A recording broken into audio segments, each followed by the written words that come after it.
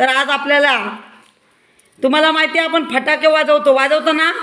कधी वाजवतो फटाके? दिवाळीला. बरोबर आहे. आत्ताच आपण खूप जोरात दिवाळी साजरी केली आणि त्या दिवाळीमध्ये खूप सारे फटाके वाजवले, बरोबर ना? तुम्हाला आवडतं ना फटाके वाजवायला? हां, तुम्हाला फटाके वाजवायला आवडतात, पण त्या फटाक्यांमुळं कोणकोणते दुष्परिणाम होतात ते तुम्हाला माहीत आहे का? आहे माहीत?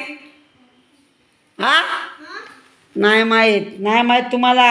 हां, तर आज आपल्याला त्या विषयावरच बोलायचं आहे. तर आपल्या माहितीचं नाव आहे फटाक्यांचे दुष्परिणाम.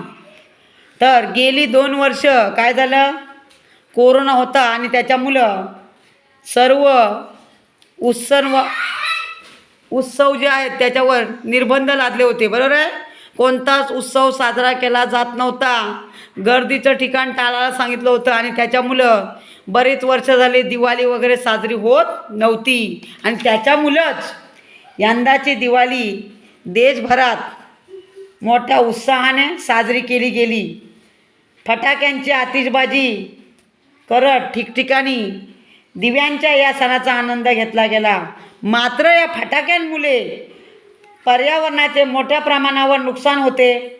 फटाक्यांमुळे आकाश जरी उजळत असले तरी त्याचा परिणाम पर्यावरणावर आणि नागरिकांच्या आरोग्यावर होताना दिसून आला आहे.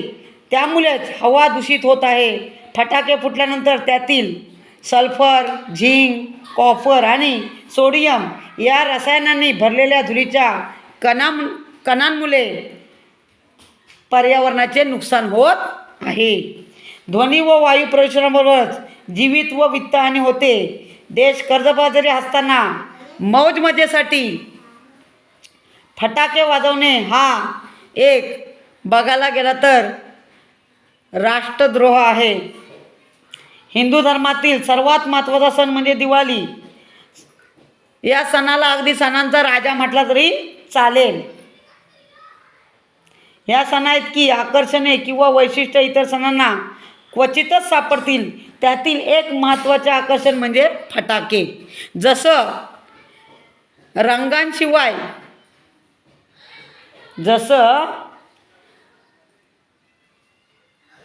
रंगांशिवाय होळी साजरी होऊ शकत नाही, तसंच फटाक्यांशिवाय दिवाळी साजरी होऊ शकत नाही. होते का? हां, तुम्हाला किती जरी काय चांगलं खायला बनवलं आईनं किंवा तुमच्या मम्मीनं, पण जर फटाके वाजवायला दिले नाहीत तर तुम्हाला दिवाळी साजरी केल्यासारखं वाटणार नाही. लक्ष द्या. त्याच्यामुळं दिवाळीचं खरं आकर्षण असतं ते फटाके, बरोबर ना?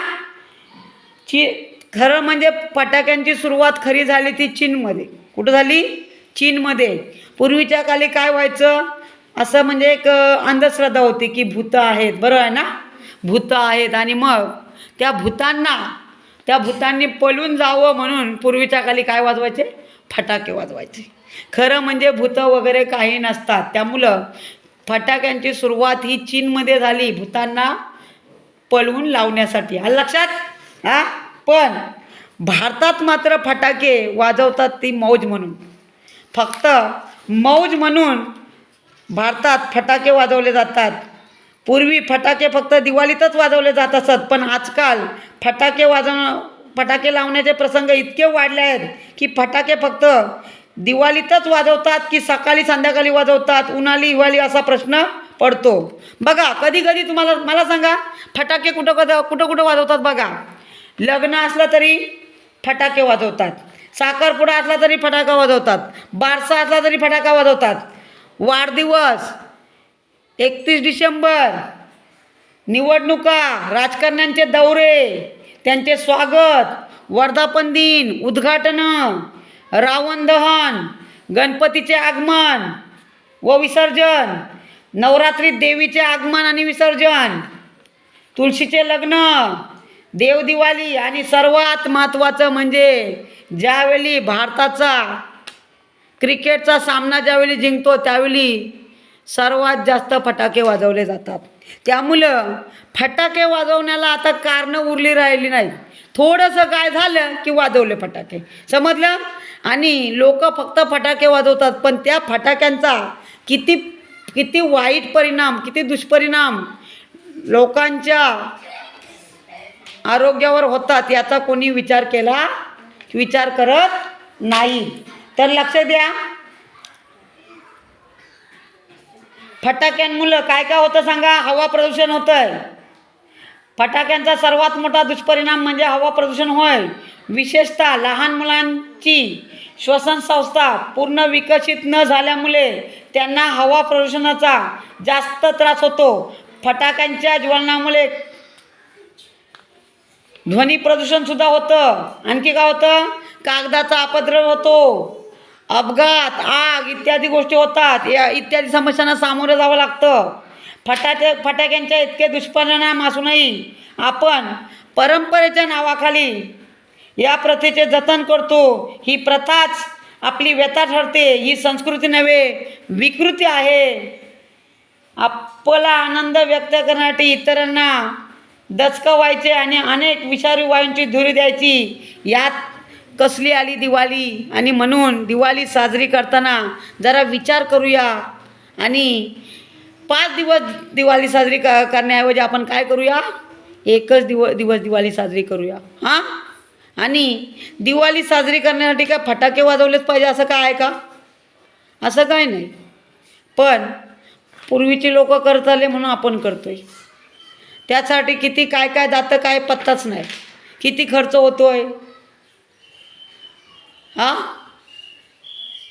मुलांच्या शिक्षणावर 10,000 खर्च करावा लागला तर आईवडील विचार करतात. पण तेच फटाके अगदी 2 दिवसाला 3-4 हजाराचे फटाके वाजवतात, तेव्हा त्यांना काही वाटत नाही. समजलं. त्यामुळं हे थोडं विचार करण्यासारखं आहे, पण कोणी विचार करत नाही. आपण थोडासा जर विचार केला आणि फटाका मुक्त दिवाळी जर साजरी केली तर खूप काही चांगल्या गोष्टी घडू शकतात. आलं लक्षात. आणि त्याच्यामुळं जास्त फटाके वाजवायचे नाहीत.